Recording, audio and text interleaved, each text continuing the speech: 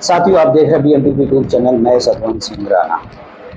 सभी साथियों को फुले सो अम्बेडकर प्यार, जय भीम, जय जोहार, जय श्री। साथियों, अभी तक आप लोगों ने मेरे चैनल को सब्सक्राइब नहीं किया तो सब्सक्राइब करें, बेल आइकन को प्रेस करें, वीडियो नीचे कमेंट जरूर करें। साथियों, इस वीडियो के माध्यम से बात करेंगे कि जिस तरह से 2024 लोकसभा चुनाव प्रोसेस में है और जिस तरह से आकाश आनंद, चंद्रशेखर आजाद आमने सामने हैं। आकाश आनंद का मतलब बीएसपी के उत्तराधिकारी, मायावती के जाने के बाद में बीएसपी के उत्तराधिकारी होंगे। उन्होंने नगीना सीट में, उनका वीडियो वायरल हो रहा है, 4 मिनट का वीडियो लगभग में है, और किस तरह से चंद्रशेखर के ऊपर हमला करते हैं। और उनकी भाषा को थोड़ा देखिए कि एक राष्ट्रीय स्तर के लीडर और उनकी भाषा किस तरह की है।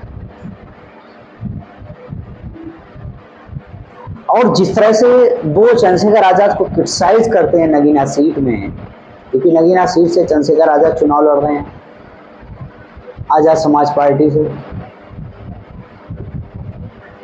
और वहां पे बीएसपी भी कैंडिडेट हैं, और वहां पे आकाश आनंद की पहली रैली थी।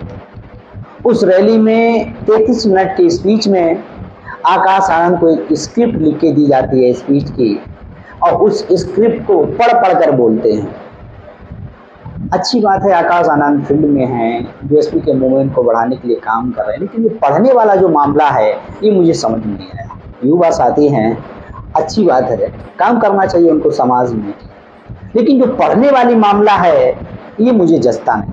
पढ़ के बोलना, तुम लीडर नहीं हो, रीडर हो। रीडर का मतलब पढ़ के बोलते हो। कांशीराम कभी भी पढ़ के नहीं बोले, बाबा साहब अम्बेडकर कभी भी पढ़ के नहीं बोलते थे, वो लीडर थे। हमारे समाज में रीडर पैदा हो गए, उनके बारे में आप लोगों पर छोड़ देते कि आप लोग, हमारे जो दर्शक लोग हैं वो लोग कमेंट करें।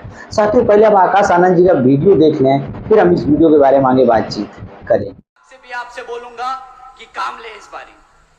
दिल से आदमी भावुक होके बोलता है, भावुक होके एक्शन लेता है। कभी लगता है कि यार मेरे समाज के, मेरे परिवार के, मेरे दोस्त यार के यहाँ घटना हुई तो मैं भी उसके साथ जाके खड़ा हो जाऊं, मैं भी आंदोलन करूं, मैं भी पुलिस से झगड़ूं, मैं भी एसपी और डीएम से लड़ूं कि उसको न्याय मिलना चाहिए। साथियों, ये भी तरीका होता है, बट ये कभी बीएसपी का तरीका नहीं रहा।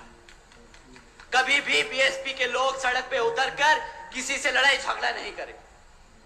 हमारे लोगों ने हमेशा सूझबूझ और दिमाग से काम लिया। बहन जी ने हमेशा समझाया कि साथियों, सड़क पे उतरकर झगड़ा कर आपको आपके लोगों के लिए न्याय नहीं मिलेगा। आपको अपने समाज के लोगों के बारे में और अपने समाज को जागरूक करके, वोट डाल के अपने लोगों को तख्ता में बिठाकर उन लोगों के लिए न्याय मिलेगा। साथियों, पिछले कुछ सालों से आप लोगों के बीच में इन विरोधी पार्टियों ने किस्म किस्म के लोग छोड़ रखे। अब नाम लेके उनको बताना क्या, उनको हवा देने की कोई जरूरत नहीं, पर वो आप लोगों को कुछ इस तरीके से भटका रहे हैं, वो मैं काम आपके सामने रख देता हूं और आपको बोलता हूं कि आपसे विनती करता हूं कि उनके चक्करों में ना पड़े, क्योंकि एक बार आप उनके चक्करों में फंस गए तो फिर वहां से निकालना बहुत मुश्किल होगा। साथियों, यह आदमी अपने आप को मसीहा बताता है। यह आदमी कहता है कि मैं सड़क पे उतरूंगा अपने समाज के लिए, आंदोलन करता है, झगड़ता है, लड़ता है, हमारे युवा साथियों को लेके पहुंच जाता है। फिर क्या होता है, हमारे युवा साथियों पे मुकदमे होते हैं, और जैसे ही मुकदमे होते हैं वे बेचारे ढूंढते फिरते हैं कि भाई साहब हमें बचाओ। वो आदमी फिर यहां से छोड़ के दूसरी जगह भाग जाता है, वहां पे आंदोलन करता है, और इस कारवां में हमारे सभी युवा साथियों पे मुकदमे दर्ज कराता जा रहा है। अगर आप पे एक बार मुकदमा दर्ज हो गया साथियों, तो सरकारी नौकरी मिलने में मुश्किल हो जाएगी, रोजगार मिलने में मुश्किल होगा। ये आपको आज गरम खून नहीं दिखा के, इमोशनल करके आपको सड़कों पे ले जा रहा है और बाद में फंसा रहा है। साथियों, सड़क पे लड़कर आपको वोट, आपको आपकी ताकत, आपको सत्ता में आने का मौका नहीं मिलेगा। आपको अपने समाज को जागरूक करके अपनी पार्टी को मजबूत करके उसको सत्ता में लाकर न्याय और रोजगार मिलेगा साथियों। ऐसे नहीं मिलता रोजगार, ऐसे नहीं मिलता न्याय।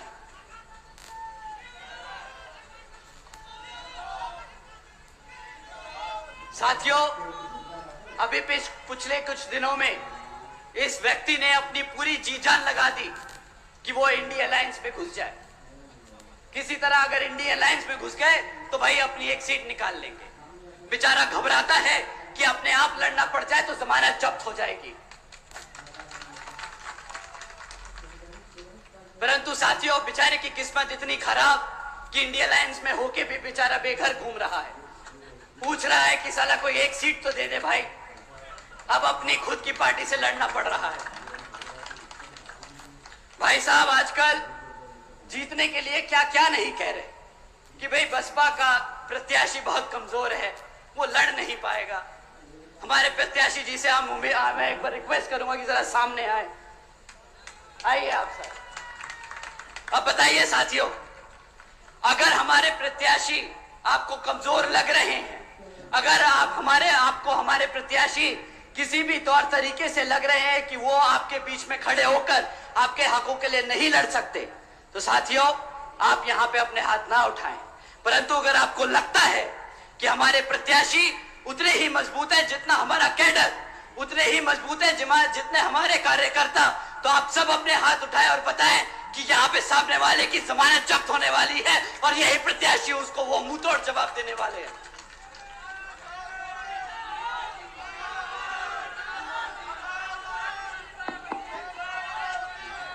सुरेंद्र पाल, तुम आगे बढ़ो।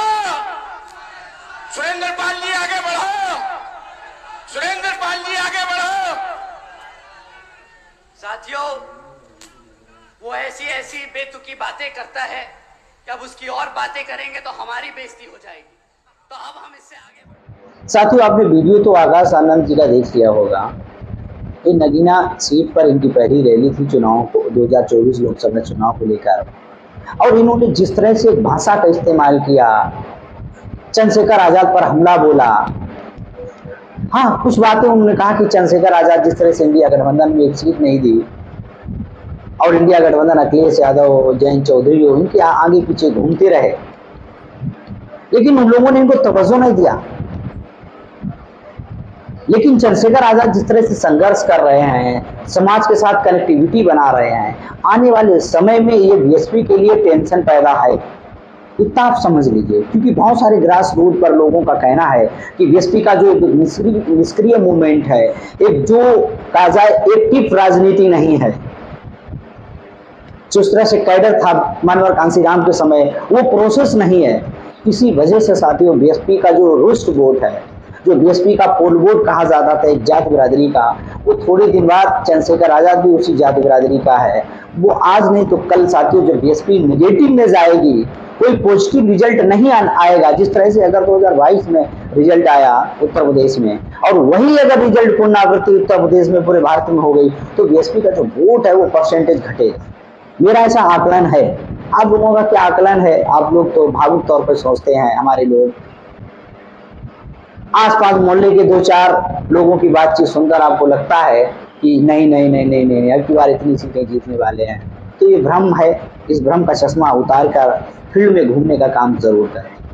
और साथियों, आकाश आनंद, बीएसपी और चंद्रशेखर आजाद के जितने फॉलोवर लोगों से मेरा निवेदन है कि हमारा उद्देश्य आपस में लड़ना नहीं है कि बीएसपी के लोग चंद्रशेखर आजाद को टारगेट करें, चंद्रशेखर आजाद बीएसपी के लोग चंद्रशेखर आजाद को टारगेट करें, और चंद्रशेखर आजाद के लोग बीएसपी को क्रिटिसाइज करें, मायावती को। हमें आपस में नहीं लड़ा। हमारा उद्देश्य, मकसद साउ फुले अम्बेडकर विचारधारा पे होना चाहिए। जो साउ फुले अम्बेडकर प्यार करना चाहते थे, उस व्यवस्था के लिए काम करो। हमारा लड़ाई मायावती से नहीं है, हमारी लड़ाई ब्राह्मणवादी व्यवस्था से है। जो लोकतंत्र संविधान को खत्म करना चाहते हैं, हमारी उससे लड़ाई है। अगर आकाश आनंद ने इस तरह की बातें कही तो मैं आकाश आनंद की ये सब बातों से सहमत नहीं हूं। अगर आकाश आनंद को चंद्रशेखर आजाद से डर नहीं है, तो फिर क्यों आप उनको बड़े बड़े रैलियों में नाम भी नहीं लेना चाहते हो और बगैर नाम लेकर क्रिटिसाइज भी कर रहे हो? तो क्यों बड़ा बना रहे हो? है उससे बड़ी लकीर खींच दो ना। जहां जहां प्रभाव है वहां पे बड़ी लकीर खींच दो, ऑटोमेटिक खत्म हो जाएगा। आदत तो एसी में रहने की है। धूम में कौन धूल और धाकड़ खाएगा, कौन गांव देहात में घूमेगा। तो बहुत सारी बातें हैं।